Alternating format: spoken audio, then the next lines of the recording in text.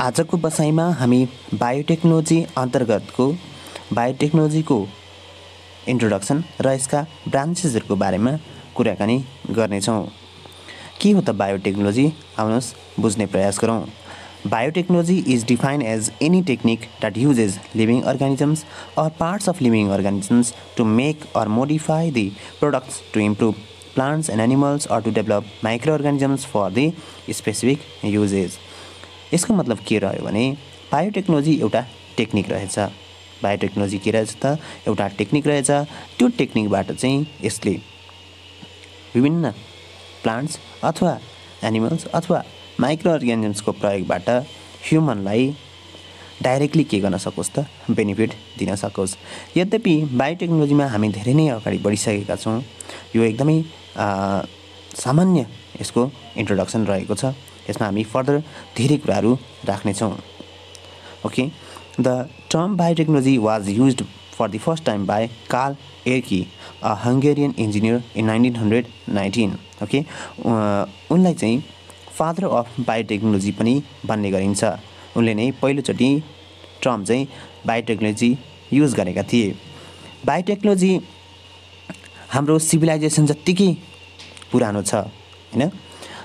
Example of biotechnology is alcohol fermentation using yeast to make wine and beer. यो एउटा पुरानो एउटा पद्धति रहेको थियो जसबाट चाहिँ हामीले अल्कोहल फर्मेन्टेसन गरेका थियौँ। त्यो टेक्नोलोजी अहिले आएर बुझ्दा के रहेछ त? बायोटेक्नोलोजी नै रहेछ। ओके, त्यस्तै another examples of biotechnology are gundruk, sinki and various pickles which are special dish of Nepal from ancient time. यसै गरी हामी नेपालीले पनि बायोटेक्नोलोजीलाई पहिलेदेखि नै युज गर्दै आइरहेको कुराहरू हामी देख्न सक्ने रहेछौँ। जस्तै गुन्द्रुक भयो, सिन्की भयो, अनि धेरै अचारहरू हामी परापूर्व कालदेखि नै के गर्थ्यौँ त? बनाउने गर्थ्यौँ। यो बनाउने पद्धतिमा अथवा मेथड्समा पनि के प्रयोग भएको रहेछ त भन्दा बायोटेक्नोलोजीको टेक्निक चाहिँ प्रयोग भएको रहेछ अहिले आएर बुझ्दा। ओके, त्यस्तै gundruk is a fermented. Gundruk भनेको के हो हामी सबैलाई थाहा छ है। Gundruk is a fermented leafy green vegetable and popular food in Nepal and it is claim to be one of the national dishes. यो हामीलाई थाहा छ, हाम्रो राष्ट्रिय खाना के हो त? गुन्द्रुक हो। हामी नेपालीहरूले परापूर्व कालदेखि नै बायोटेक्नोलोजीलाई प्रयोग गरेका रहेछौँ। यसबाट हामीले यो बुझ्नुपर्ने हुन्छ। त्यस्तै traditional biotechnology involves use of natural organisms to create or modify food or with useful products for human use. अब ट्रेडिसनल बायोटेक्नोलोजीको कुरा गर्ने हो भने यसले के प्रयोग गरेको पाइयो भन्दाखेरि नेचुरल अर्गानिजम्सहरू युज गरेको पाइयो जसबाट चाहिँ ह्युमनलाई मान्छेहरूलाई चाहिँ डाइरेक्टली के भयो त? फाइदा भयो। तर अहिलेको सन्दर्भमा हेर्ने हो भने modern biotech involves manipulation of genes. अहिले हामी के गर्छौँ त? जिनलाई म्यानिपुलेसन गर्छौँ। Modern biotechnology involves manipulation of genes and living tissues in a control environment to generate the products required by the society. The three important techniques of biotechnology are अहिलेको modern टेक्नोलोजीको है। मोडर्न टेक्नोलोजीको important टेक्निक्सहरू के रहेछन् त भन्दा रिकम्बिनेन्ट DNA technology जसलाई genetic engineering पनि भन्छौँ।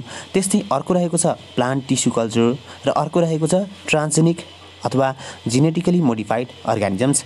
इक्जाम्पल्स अफ मोडर्न बायोटेक्नोलोजी के छन् त भन्दाखेरि भ्याक्सिन्सहरू बनाउने कुरा पनि बायोटेक्नोलोजी रहेछ, एन्टिबायोटिक्स बनाउने कुरा पनि बायोटेक्नोलोजी रहेछ, इन्सुलिन बनाउने कुरा, हैन?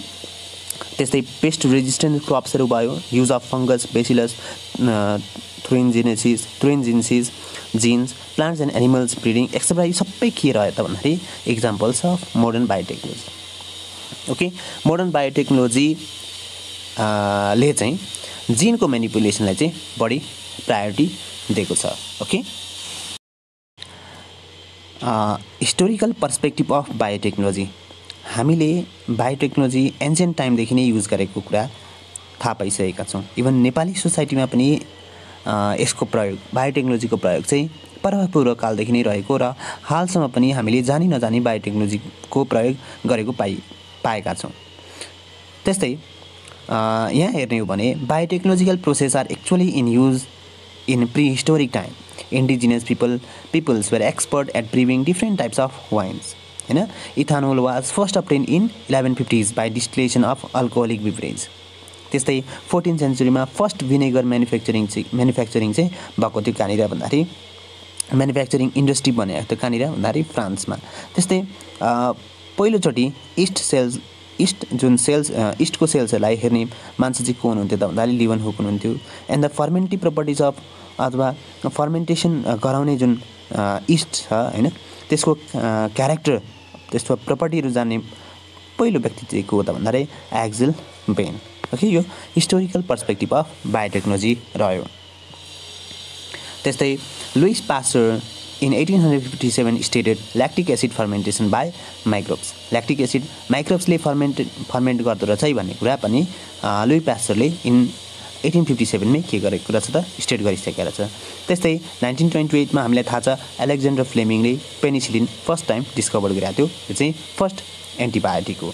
वाटसन एन्ड क्रिकले के गरे 1952 मा डिएनएको डबल हेलिक्स अथवा डबल स्ट्रान्डेड डिएनए मोडल चाहिँ फर्स्ट टाइम के गरे त भन्दाखेरि प्रपाउन्ड गरे। In 1982 genetically engineered insulin was approve. पहिलोचोटि 1982 मा चाहिँ जेनेटिकली इन्जिनियर्ड इन्सुलिन चाहिँ एप्रुभ भएको थियो। In the middle of late 80s several new antibiotics and vaccines where develop by using biotechnology. अनि nowadays interferons are being widely employed for the treatments of some viral disease and even certain viral induce cancer. र अहिले चाहिँ latest बायोटेक्नोलोजीको कुरा गर्ने हो भने इन्टरफेरोन्सहरू रहेको छन् हैन। इन्टरफेरोन्सहरूलाई चाहिँ भाइरल डिजिजमा अथवा भाइरल इन्ड्युस क्यान्सरहरूको ट्रिटमेन्टमा युज गरेको हामीले पाए। Branches of biotechnology. ओके, ब्रान्चेसहरू बायोटेक्नोलोजीको धेरै छन्। यहाँ केही ब्रान्चेसहरूको बारेमा हामीले डिस्कसन गर्नुपर्ने रहेको छ। जस्तै फर्स्टमा छ plant tissue culture. Okay, plant tissue culture. दोस्रोमा छ प्रोटोप्लास्ट कल्चर र अर्को रहेको छ जिन ट्रान्सफर। 4 नम्बरमा रहेको छ हाइब्रिडोमा टेक्निक। 5 मा छ जेनेटिक इन्जिनियरिङ। 6 मा छ स्टिम सेल। ओके, अनि 7 मा छ क्रिस्पर cas9 सिस्टम। ओके, यो एकदमै क्रिस्पर cas9 सिस्टम 2020 को चाहिँ नोबल प्राइज पाउने एउटा टपिक रहेको थियो हैन। दुईटा साइन्टिस्टहरूको बारेमा हामी पछि पनि कुरा गर्छौँ। चाहिँ यो टपिकले चाहिँ यो क्रिस्पर अथवा cas9 सिस्टमले चाहिँ 2020 को नोबल प्राइज पनि विन गरेको छ। ओके, यो सिस्टमलाई जसले प्रपाउन्ड गर्यो, जसले युज अथवा जसले चाहिँ यसलाई युज गरेको छ अथवा यसको यो टेक्निकको बारेमा भनेको छ उहाँहरूलाई चाहिँ के गरेको छ भन्दाखेरि नोबल प्राइज पनि प्रदान गरिएको छ इन 2020। ओके, यसको बारेमा हामी पछि डिस्कसन गर्नेछौँ।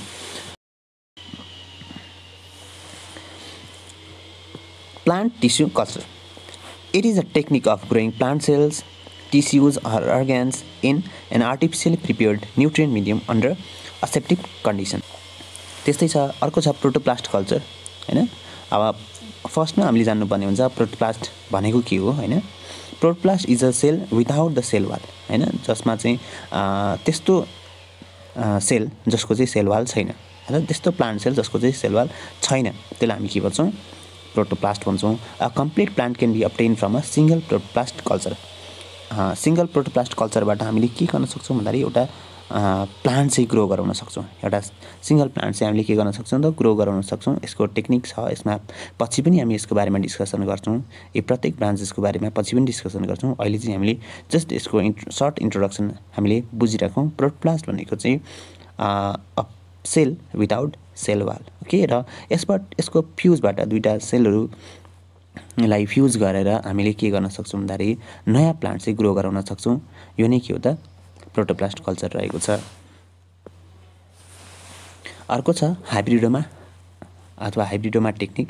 Hybridoma is a culture of hybrid cells that results from the fusions of B cells and myeloma cells. अब यसमा अलिकति हामीले जान्नुपर्ने हुन्छ हाइब्रिडोमा भनेको के हो र हाइब्रिडोमा चाहिँ कसरी हाम्रो लागि चाहिँ इम्पोर्टेन्ट छ भन्ने कुरा जान्नुपर्ने हुन्छ। हाइब्रिडोमा भनेको के हो भने सेल्सहरू हैन, बी सेल्सहरू र माइलोमा सेल्सहरू। माइलोमा भनेको क्यान्सर कजिङ सेल्स र बी सेल्सलाई फ्युज गरेर त्यसबाट चाहिँ हामीले एन्टिबडी बनाउन सक्छौँ हैन। मोनोक्लोनल एन्टिबडिजहरू बनाउन सकिन्छ। त्यो प्रोसेसलाई हामी हाइब्रिडोमा टेक्निक्स भन्छौँ। Okay, This technology was developed to produce monoclonal antibodies. Hybridomas possess two important properties of B cells, production of antibodies and immortalization of myeloma cells. अब myeloma cells भनेको क्यान्सर कजिङ सेल्स हो, be sales भनेको हाम्रो एन्टिबडिजहरू हो हैन। ती be सेल्सहरूलाई चाहिँ हामीले के गर्ने त भन्दाखेरि ती क्यान्सर कजिङ सेल्सहरूमा राखेर क्यान्सर कजिङ सेल्सहरू चाहिँ रिपिटेडली डिभाइड हुन्छन् हैन, विदाउट स्टपिङ कन्टिन्युसली उनीहरू के हुन्छ त भन्दाखेरि ग्रो गरिरहेको हुन्छ अथवा डिभाइड भइरहेको हुन्छ। यसले गर्दाखेरि हामीले बी सेल्सहरू त्यसमा राखिदिउँ है, ती बी सेल्सहरूले चाहिँ के गर्छन् त भन्दाखेरि एन्टिबडिजहरू प्रड्युस गर्छन् हैन। अनि ती एन्टिबडिजलाई चाहिँ हामीले के गर्न सक्छौँ त भन्दाखेरि एक्सट्र्याक्ट गरेर निकालेर हाम्रो फर्दर युज अथवा फ्युचरमा चाहिँ त्यसको हामीले युज गर्न सक्छौँ। यो टेक्निक रहेको छ हाइब्रिडोमा, ओके, अथवा हाइब्रिडोमा टेक्निक। 4 मा रहेको छ gene transfer. In this technique a foreign gene can be transfer as our interest. हाम्रो इन्ट्रेस्ट अनुसार जिनलाई, चाहिएको जिनलाई अर्को कुनै पनि अर्गानिजममा चाहिँ के गर्न सक्छौँ, ट्रान्सफर गर्न सक्छौँ र नचाहिएको जिन अथवा जुन चाहिँ नन फङ्सनल जिन छ त्यसलाई हामीले रिमुभ गर्न सक्छौँ। त्यस्तै अर्को ब्रान्च रहेको छ genetic engineering, also known as recombinant DNA technology. Recombinant DNA technology is the joining together of DNA molecules from two different species. The recombinant DNA molecules is inserted into a host organisms to produce new genetic combinations that are valuable to science, medicine, agriculture and industry. यो genetic engineering अथवा रिकम्बिनेन्ट DNA technology भनेको के हो भन्दाखेरि फरक फरक स्पेसिसका डिएनएलाई mix गराउने।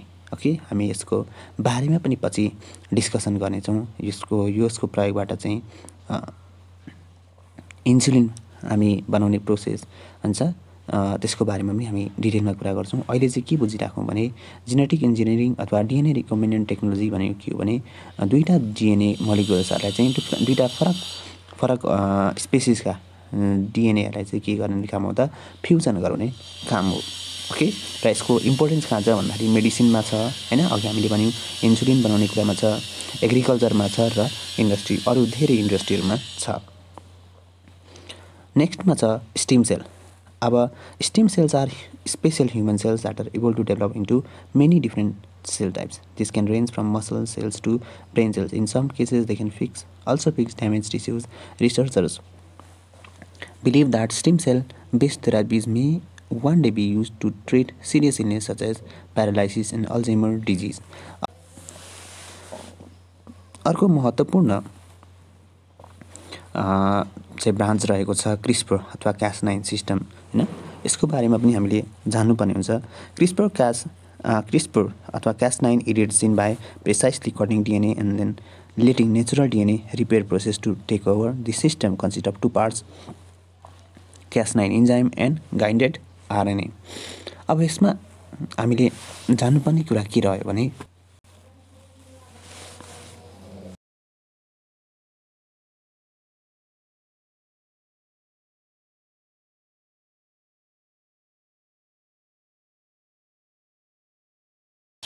बायोटेक्नोलोजीको अर्को एकदमै महत्त्वपूर्ण ब्रान्च रहेको छ क्रिस्पर अथवा Cas9 सिस्टम। क्रिस्पर अथवा Cas9 सिस्टम भनेको के हो भने एउटा मेथड हो जसले चाहिँ के गर्न सक्छ त भन्दाखेरि डिएनएलाई के गर्न सक्छ, एडिट गर्न सक्छ।